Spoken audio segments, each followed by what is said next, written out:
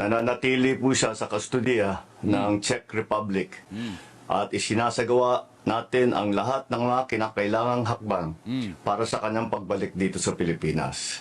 Inutusan ko ang Department of Justice kasama ang Department of Foreign Affairs na pangunahan ang pakikipag-ugnayan sa mga otoridad ng Czech Republic upang matiyak na maayos at naayon sa proseso ang lahat ng kinakailangan.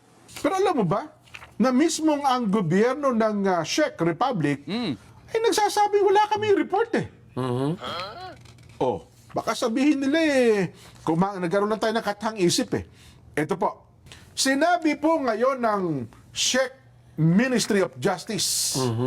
Ministry of Justice At ito ho'y nasa mga report naman, wala itong natatanggap na opisyal na impormasyon tungkol po sa pagkakaaresto kay dating Ako Bicol Party List Representative Saldico. Ayon po, ito may kino-quote pang pangalan Ministry spokesperson Marketa Androva. Sabi po ni Marketa, wala pa silang impormasyon tungkol kay Saldico at sila mismo nakikipag-ugnayan sa mga pulis doon. Hindi rin po nagpalabas na opisyal dito naman sa ating bansa ang Department of Foreign Affairs tungkol dito.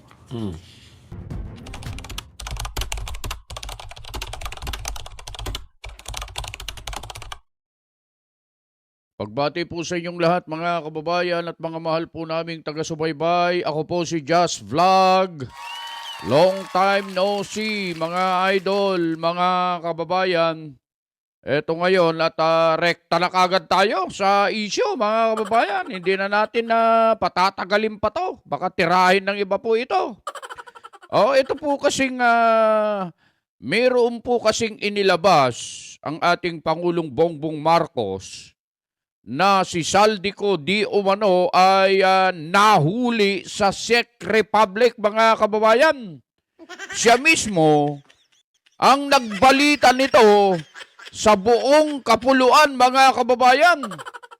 Kaya naman, ako, nung ibinalita ito ni Pangulong Bongbong Marcos, nag-post din ako sa aking Facebook account, mga kababayan. Sinabi ko talaga dahil sa Pangulo yung nagsasalita Kumbaga, yung kredibilidad, mga kababayan, ng sasabihin ng Pangulo, hindi naman siguro ako magsasabi ng hindi totoo ang Pangulong Bongbong Marcos. Kaya, nung sinabi niya na nahuli na si Saldico, ay pinost ko din. Sabi ko, doon sa post ko sa Facebook ko, nahuli na si Saldico na sangkot sa mga anomalya sa flood control.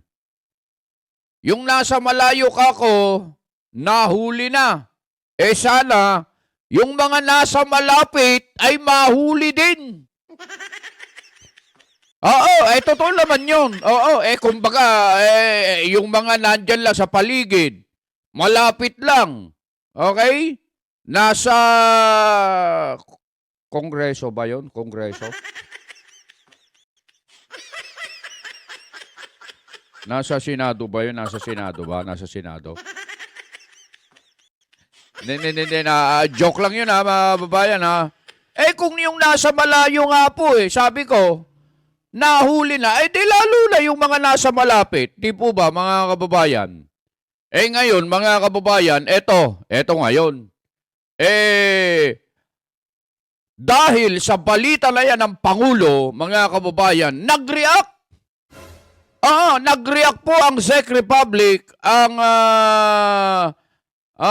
kanilang pamahalaan tungkol dyan sa pagkakahuli kay Saldico, mga kababayan.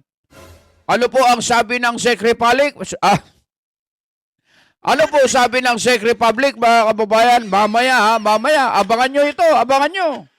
Mainit-init pa ito na balita. Alam nyo kasi, mga kababayan, dito po sa Net25 News and Information, sa saganang mamamayan at sa lahat ng kanilang programa sa Net25 News and Information, hindi sila nagbabagsak ng mga balita nang walang sapat na ebidensya. Kumbaga, hindi sila agad napapaniwala o hindi sila nagbabato ng mga balita na hindi kumpirmado. Ibig sabihin, tinitimbang. Okay? Hindi dahil sa sinabi nito ay paniniwala na kagad. Hindi po gano'n ang Net25 News and Information, mga kababayan. Kaya nga po, ang daming nagtitiwala po dyan eh. Ang sabi po ng ating mga kababayan mangilan-ilan na lang ang mga mainstream media na nagbabalita ng katotohanan, mga kababayan, at isa na po dyan ang Net25 News and Information, mga kababayan. Palakpakan naman natin yun. Oo, kasi ang mapapanood nyo po ngayon ay pawang mga balita na ito mula po sa magkabilang panig ito Hindi po kasi kumukuha lang ng isang side ang Net25 News and Information. Nabubulol-bulol. Ganyan talaga, mga kababayan. Kapag alimbawa, ihahalin tulad ko lang, pagka kasi ang baril, matagal mong hindi pinuputok, nangangalawang Kumbaga, yung cycle niya hindi maganda. Ganun din nangyayari sa atin, mga kababayan. Kaya nagkakabulol-bulol na tayo rito. Pasensya na po kayo. Apo, ganun po ang Net25. Hindi lang yung kabilang side ang pinakikinggan. Kailangan makuha din yung kabilang panig para nang sa ganun ay maikumpara at sa huli, mga kababayan, kayo po ang huhusga. Ganun po ang ginagawa ng Net25 News and Information. Ngayon, ang mapapanood nyo sa programang Saganang Mamamayan, pinag-usapan po kasi ito yung tungkol dyan sa pagkakahuli kay Saldico. Ano po ba talaga ang totoo? Yung bang sinabi ng ating Pangulo na si Saldico ay nahuli na? O kaya yung sinabi ni Harry Roque? O kaya yung sinabi mismo ng kinatawan ng Czech Republic, mga kababayan? Ang pinakamaganda, mga kababayan, panoorin po natin ng sabay-sabay ang bidyong ito, pagkatapos, kayo po ang huhusga. Ito po, video. Pero ito na nga ngayon, Kuya Benny. Ang usap-usapan po sa social media, sa mga huntahan, pati sa parlor, at alam mo ba, pati sa bilangguan, ito ang usap-usapan ng mga bilanggo ngayon. Huli ba talaga si Saldico? Yun. Sabi niya, Kosa, nag-aabang na kami rito Iuwi na raw si Saldi. Sabi nung isa, ano ba iuwi? Hindi naman nahuli. Ang nangyari siguro, na-hold, pero hindi arestado. Dahil kung talagang nahuli at arestado, natural, magkakaroon ng pahayag ang Czech Republic dyan. Oo nga. Pero alam mo ba, na mismong ang gobyerno ng Czech Republic ay nagsasabing wala kami report baka sabihin nila kung nagkaroon lang tayo ng katang isip Ito po, sinabi po ngayon ng Czech Ministry of Justice. Ministry of Justice at ito ho'y nasa mga report naman, wala itong natatanggap na opisyal na impormasyon tungkol po sa pagkakaaresto kay dating Ako Bicol Party List Representative Saldico. Ayon po, ito may kino-quote pang pangalan Ministry spokesperson Marketa Androva. Sabi po ni Marketa, wala pa silang impormasyon tungkol kay Saldico at sila mismo nakikipag-ugnayan sa mga pulis doon. Hindi rin po nagpalabas na opisyal dito naman sa ating bansa ang Department of Foreign Affairs tungkol dito. Di ba naalala mo nung si Arne Tevez nahuli sa Timor-Leste? Oo. Pati videos, pictures. Kompleto. Habang naglalaro ata ng golf. Di ba? Agad-agad, mayroon agad na report dito sa atin. Oo. At ganoon din yung iba pang mga nahuli. Lalo nga ito, controversial na tao ito. Di ba? Teka lang, ano ba ang sinabi noong nakaraang Biyernes? Saan ba nagsimula itong mga report na ito? Sa pahayag ng Pangulo. Yun. Mismo yatang sa Pangulong Bongbong ang nag-announce, no? Oo. Na nahuli na po Saldico caught in Czech Republic. Oo. Pero Eh, ito ngayon ang salita naman ng gobyerno. Ayan, sige, Diba? sige. Ito, tiniyak ng gobyerno na ginagawa nila ang lahat para maibalik sa bansa. Sa lalong madaling panahon, si dating Ako Bicol Party List Representative Saldico. Yan, kung sa talagang isang nanaras video to. message, sinabi ni Pangulong Ferdinand Marcos Jr. na nanatiling nasa kustodiya ng Czech Republic si Ko. Noong nakarang linggo, iniulat ni Marcos na naaresto si Ko sa Czech Republic dahil sa paglabag sa mga patakaran ng immigration. Ay, ako naman, Diba? Kuya Benny, kung ako Pangulo, hindi ko basta-basta i-announce siya na ganyan yan. Oo. Di ba? Diba? Kasi magiging ano yan Ang tanongan ng tao, ano ang layunin, Oo. bakit ang Pangulo pa ang mismong nagsalita? Tama rin. Tapos sabi niya, ang pakiusap pa nga rin niya kay Saldico, tell all. Sabihin mo lahat. Yan ba yun na para lang ipakita sa tao na talagang malakas ang loob ng Pangulo na harapin si Saldico? Yun na nga ang sinasabi. Kasi nga, pinararatangan siya eh. Oo, Di ba? dahil siya na ang direktang pinararatangan ni Saldico. Well, Oo. for PR purposes, Oo. medyo maganda naman. Tama Maganda, naman tama yan. yun, oo. But again, Lalo pa, buong Pilipinas na naghahanap sa kanya. pero since Pangulo nagsasalita, dapat naman 100% sure tayo. Confirm Tama tayo. tama. May hawak tayong papel galing sa Czech Republic, may hawak tayong video o litrato malaki. Alam niyo naman, May proof of life, eka nga, di may ba? proof of life. Yun. Oo, may resibo. Yun. Yun na lang. Oo. Dahil yung tungkol sa mga flood control na yan, mga may resibo. Kasi tayo man di ba sa media, huwag na natin ipalagay sa Pangulo, no? Huwag mo naman Pangulo. Tayo lang. May nagsabi sa atin, Benny, Jen, si Saldico nahuli. I-announce ba kagad natin dito? Di ba? Hindi natin gagawin na gano'n. Kailangan, mag-verify tayo. O, siyempre. Kailangan Yung may sinasabi resibo. ko. May Tapos papakita may ka. quote tayo kung sino Yan. nagsalita, di ba? Oo. Kaya kung halimbawa, ako ang Pangulo, lahat ng kapangyarihan sa akin, Pangulo ko ng bansa eh.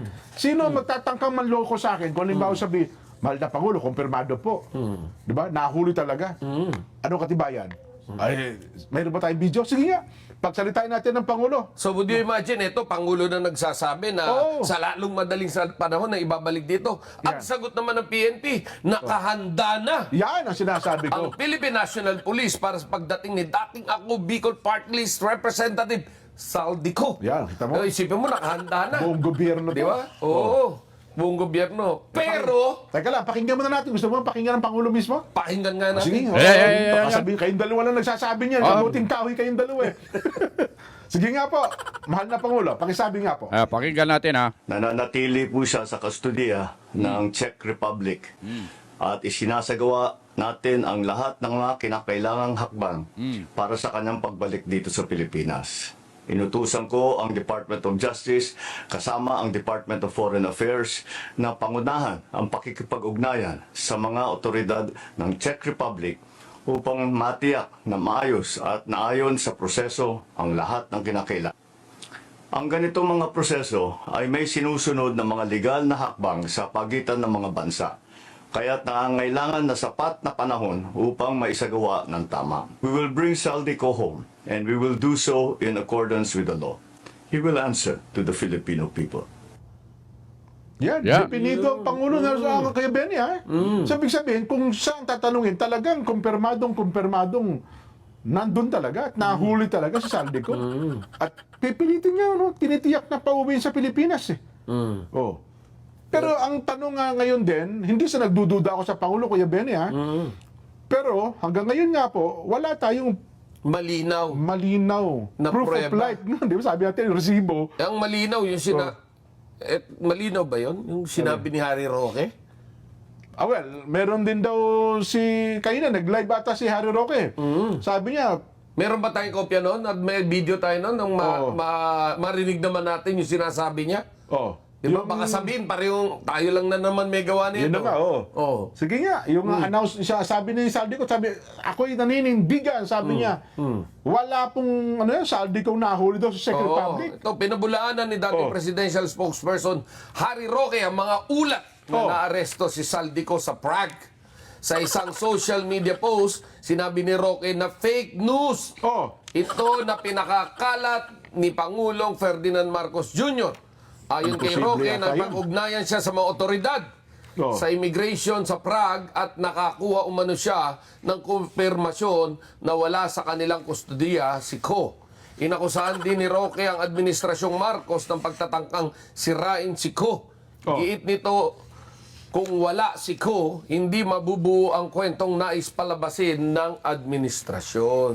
Pero ako naman, kuya, again, hindi ko maubos maisip kung talagang walang kumpirmasyon, hindi po i-announce ng bilang isang, kaya wag na natin pag-usapan ng Pangulong Bongbong, di ba? Kahit na isang mababang opisyal lang, hindi magsasalita ganun. Na walang confirmation. Yes. Di ba? Most probably, nandoon, pero hindi natin alam ano nangyari. Naway, ligtas siya. Yun na lang ang ipanalangin din natin na ligtas siya at naway nasa maayos siya doon, no? Dahil kailangan natin siya rito sa bansa rin talaga para malaman ng taong bayan kung ano ang pawang katotohanan tungkol dyan sa mga nangyari sa flood control niyan. At mukhang sa mga video pinalabas ni Saldico, tsaka siya daw ang doon, bumuo Di ba siya daw ang pinaka-idea, nag-isip nitong usapin ng flood control scandal na ito. Parang lumabas siya yung big boss Yun na nga, yun na nga. Parang ang tawag doon, parang siya ang nag-orchestrate daw Di ba yun ang mga balita? At saka, nung bang nahuli siya lang mag-isa? O kasama ang pamilya? Wala, hindi naman ata lumalakad na nag-iisa si Ginoong Saldico walang Kung ganun. talagang nahuli Yeah. Pero again, huwag niyo pagkamali na kami nagdududa sa Pangulo. Sabi nga namin, ang lahat ng kapangyarihan na sa kanya at pwede niyang i-check yan, i-double check. Ang atin lamang ay inihahatid natin yung mga kuro-kuro at haka-haka na nasa isipan ng ating mga kababayan. Gayong gulong-gulo na. Yung sa mga nangyayaring sitwasyon ngayon sa ating politika ay gulong-gulo na po ang isipan ng ating mga kababayan. Kung kaya wag na natin dagdagan pa kung ano yung totoo ay ilabas naman po natin. Kasi alam mo, Kuya Benny, kung halimbawa lang na hindi to totoo ito, ang laking kahihiyan sa Pangulo niya. Ang laking kahihiyan nito. Diba? Ito nga kaya makikita mo rito talagang yung istorya talagang Paano? makikita, alam mo yung yung salitang minamasahe yung istorya. Ito meron na pagbabalik ni Saldico sa Pilipinas. Posibleng abutin ng ilang buwan. Kita mo na. Di ba? Meron ng ganitong istorya. Si Di ba? Secretary John Vic Remulla naman sabi, 1 hanggang 3 linggo. Di ba? Ito. Basahin natin Sige, ang balita sige. to. Naniniwala ang ilang eksperto sa international law na maaaring abutin ng ilang buwan bago maibigay sa mga otoridad ng Pilipinas si Saldico. Ito ay kung lalabanan ng dating kongresista ang deportation at humiling ng asylum sa Czech Republic. Sinabi rin nila na nakadepende ang bilis ng pagbabalik kay Ko sa Pilipinas sa diplomatikong negosasyon sa pagitan ng dalawang bansa. Lalo pat wala nilang extradition treaty ang Manila at Prague. Kita mo na. Di ba? Wala pala tayong tratado doon, ano? Sa ilalim ng batas ng Czech Republic, dapat maglabas ng desisyon ang pulisya doon tungkol sa administrative deportation sa loob lamang ng 7 araw mula sa pagsisimula ng proceedings. Dapat naman maihain ang apela sa loob ng 5 araw. Kailangan maipatupad ang deportation sa loob ng 7 hanggang 60 araw matapos ilabas ng Czech Police ang desisyon nito. Yan ang pala ang proseso. Yan ang legal process sa kanila. Pero, again, ang mabigat dyan, wala tayong extradition treaty. Paano kung meron na siyang pasaporte sapagkat kinumpirma na siya ay mamamayan ng Portugal? Paano Diba? kung ang gamit niyang pasaporte ay pasaporte ng Portugal? Yun na nga. Pero, again, wala namang resibo yung usapang yan. Di ba? Wala tayong nakitang kopya niyan. Well, kung talaga namang siya citizen na ng Portugal, napakabilis naman na hingan ng kopya ang Portugal ng Pilipinas tungkol dyan sa kanyang bagong pasaporte, di ba? Totoo. Oh, Tsaka yung mga counterpart ng Department of Foreign Affairs, check yun. Ako, ay wala. Oo, may Abel. kopya sila niyan. Sa isang bansa na kagaya natin, lalo ngayon, ang teknolohiya, Yeah. Kuya Ben, picture lang, message mo, segundo makakarating yung picture. Oo nga, kaya Katibayan nga mo lang. i-analyze kung sino siya. Oh, yun na nga. Oh. Sa pamamagitan ng AI ngayon, sasabihin Yes. sa'yo, ito, totoo, etc. etc. Pero kanina, sayang, hindi nila kinuha. Hindi kinuha nitong mga kasama natin yung interview kay, kapartido ni Saldico, yung representante na ako, Bicol din. Dating mayor ng si Garbin. Garbin, Ano yes. pangalan ni Garbin? Pido. Pido Garbin. Nakapanayam si Congressman Pido Garbin. Nagkataon pala, Kuya Benny, na yung kanyang chief of staff nasa Madrid, Spain ngayon. Ito palang Madrid, Spain, halos 1 oras lang ang pagitan, makakarating ka dito sa Czech Republic. Czech Republic, Prague.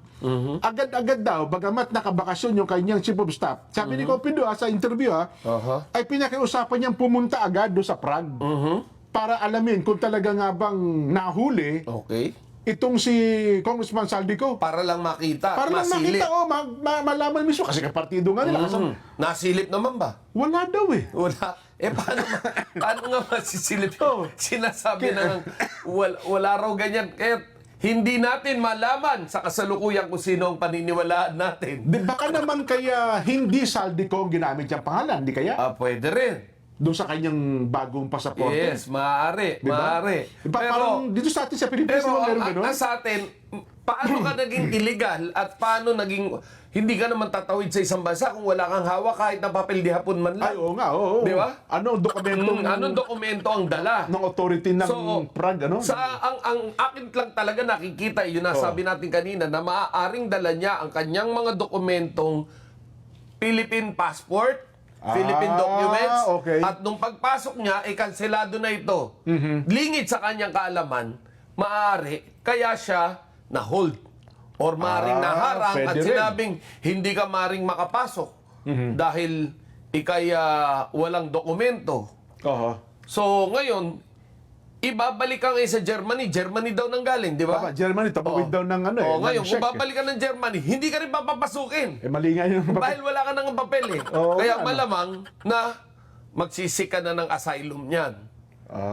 So, Paano kung halimbawa, ang tinawagan niya kung saan siya mamamayan, Portugal, Spain, or what, baka yun ang, hindi kayo nang kinlaim niya. At doon siya nagpatulong sa gobyerno ng yun, bansa na yun.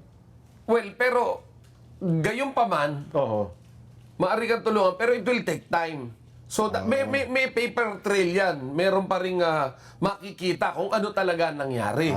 Kasi kung halimbawa, di ba, sige, ikaw ay may pasaporte ka ng Spain o Portugal, pero siyempre, Philippine passport holder ka rin, di ba? Yun ang ginamit mo, yung halimbawa, Portugal o Spain. Hindi, kasi kung ang hawak mo Portugal na pasaporte, Oo. bakit ka uhulin? Di may papel ka. Oo nga, no? Di ba? Di makakatawid ka. Hindi, baka nakita naman yung ibang mga dokumento niya, mayroon siyang Philippine passport na Saldico. Well, gaya na Posible rin sabi nila, wala pa namang red notice ang Interpol. Wala, tama, oh. So, anong dahilan para arestuin siya ron?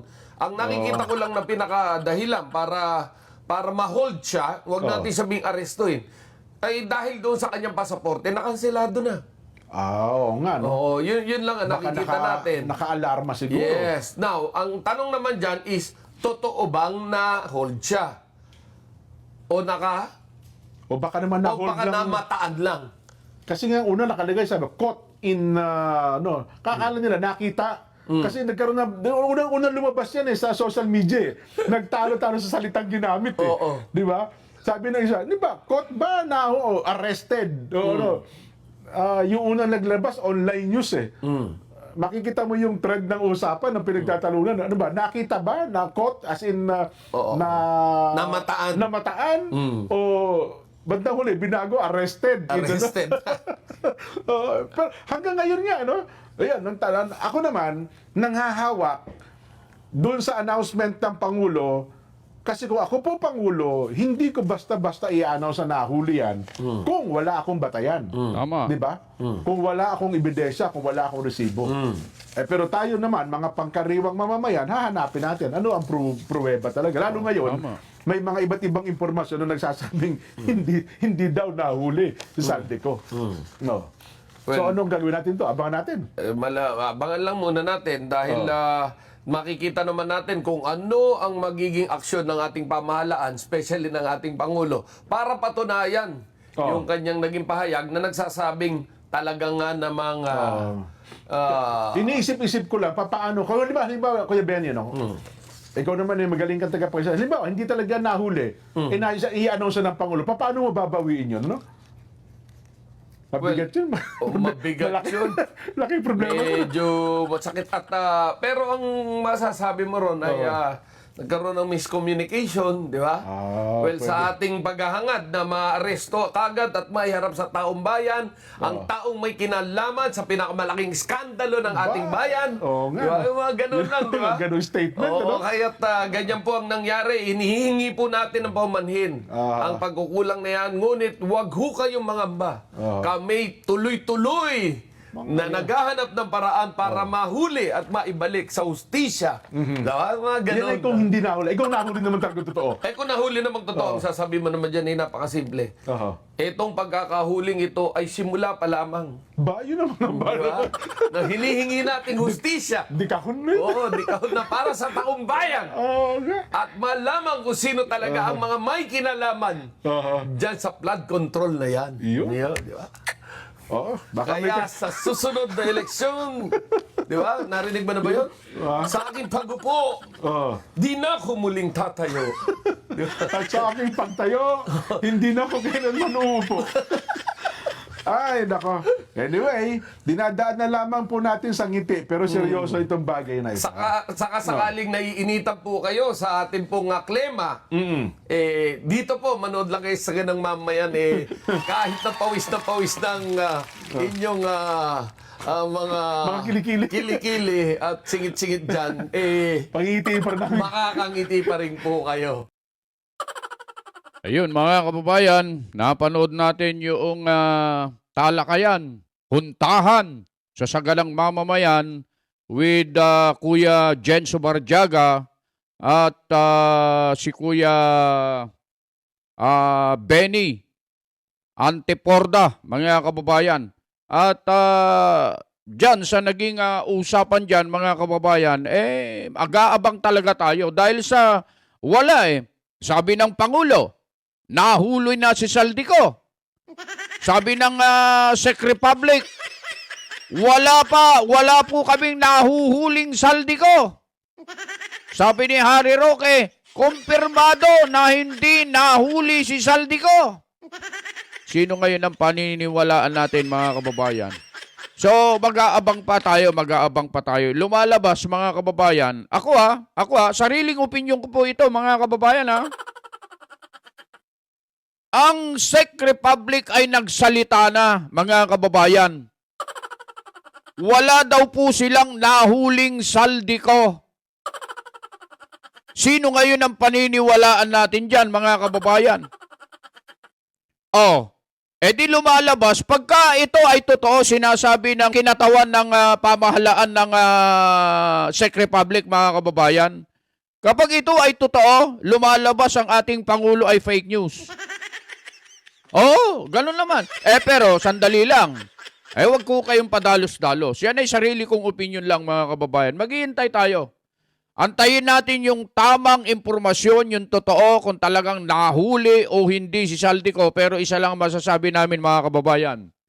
Mananatili po na yung mga sinabi ni Saldico sa kanyang mga video, statement, kung sino-sino po ang may kinalaman sa napakalaking nakawan anomalya sa flood control, hindi na natin mababawi yon at sana ang lahat ng yon ay hindi po mabaon sa limot.